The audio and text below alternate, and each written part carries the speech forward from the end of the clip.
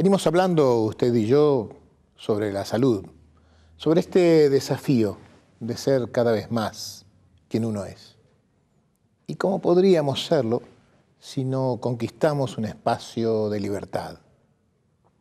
Si yo le pidiera a usted que me dijera qué significa ser libre, seguramente usted contestaría, como primera respuesta por lo menos, que la libertad es hacer lo que uno quiera, hacer todo lo que uno desee, porque tenemos ese concepto de la libertad. Claro, definido así, usted y yo vamos a concluir rápidamente que la libertad no existe, porque usted y yo sabemos que nadie puede hacer todo lo que quiera. Esto no significa que la libertad no existe. Esto quizás signifique que esta definición que usted y yo damos como primera respuesta no es la definición de libertad. Esa definición, poder hacer todo lo que uno quiere, es la definición de omnipotencia, no de libertad. Qué locura la nuestra de confundir libertad con omnipotencia. Quizás sea un error ingenuo, pero quizás sea una manipulación que nos hacemos.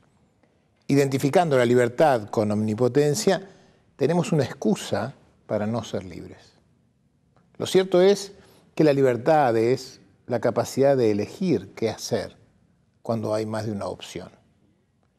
Hay muy pocas situaciones donde usted no tiene opción. Y por lo tanto, la libertad existe y es su responsabilidad.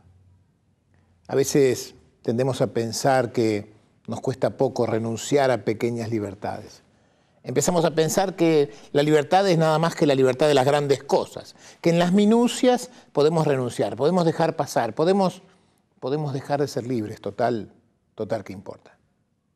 Y otras veces, un poco peor, renunciamos a nuestra libertad para no tener que hacernos responsables de las cosas que elegimos.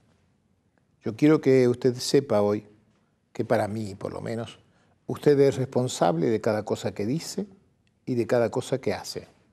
Usted es responsable de todo lo que decide callar y de todo lo que decide no hacer. Yo también, y cada una de las personas que nos rodean. En las grandes y en las pequeñas cosas. No sea cosa que las pequeñas renuncias terminen quedándose con nuestra libertad para siempre. Y usted y yo terminemos encerrados pensando que no debimos renunciar a aquellas pequeñas cosas. Déjeme que le cuente una historia que quizás nos ayude a recordar este concepto. En el viejo pueblo de Hamelin, en aquel donde alguna vez había aparecido un flautista, apareció un hombre. Decía que él podía cazar jabalíes y traerlos al pueblo sin dañarle su piel, sin lastimarlos, listos para ser utilizados industrialmente. Hamelin, que se dedicaba justamente a hacer del jabalí su fuente de ingresos, se sintió muy halagada de esta propuesta, a pesar de que desconfió del visitante. Sobre todo porque el visitante dijo que no necesitaba ayuda, dijo que traería los jabalíes por sí mismo, dijo que los traería en una semana y que ninguno de ellos estaría dañado ni lastimado. El jabalí es un animal muy peligroso. ¿Cómo podría un hombre solo traer 10 o 12 jabalíes, que es lo que prometió, sin ayuda y sin ninguna herramienta? El caso es que el pueblo hizo el acuerdo con el extraño cazador y a la semana el hombre apareció con una jaula montada sobre un carro donde traía 10 jabalíes vivos, sanos y capturados. El pueblo pagó lo que había convenido y encargó al hombre que trajera 10 jabalíes más. Todo el mundo estaba sorprendido de su habilidad como cazador. Uno de los jóvenes del pueblo, dispuesto a aprender cómo lo hacía, decidió seguirlo. Hizo una pequeña carpa a un costado de la cabaña donde vivía el cazador. Y a la mañana temprano, cuando el cazador fue hasta el monte, lo siguió sigilosamente. Allí vio cómo el hombre clavaba una estaca en medio de un prado y luego tiraba un montón de mazorcas de maíz al lado de la estaca. Luego simplemente se iba El joven se quedó mirando qué pasaba y vio cómo los jabalíes, que habían olfateado el maíz, se acercaban despacio a la estaca. Miraban alrededor a ver si no había peligro y entonces se acercaban y comían de las mazorcas. Al día siguiente, el cazador volvió y puso otra estaca a una distancia de la primera y tiró mazorcas en el centro. Los jabalíes otra vez volvieron y comieron las mazorcas sin ningún problema. Al día siguiente el cazador vino con un listón que puso en paralelo entre las dos estacas, tiró las mazorcas y se fue.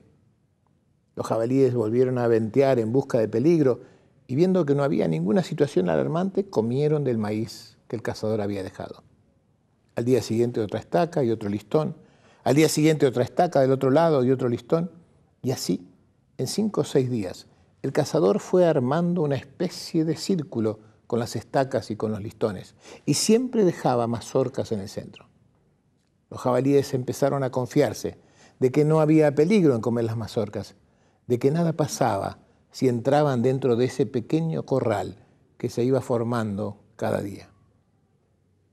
El 7º día, el cazador llegó con una puerta, puso las mazorcas y esperó que los jabalíes entraran dentro del improvisado corral. Cuando estuvieron allí, puso la puerta y los encerró.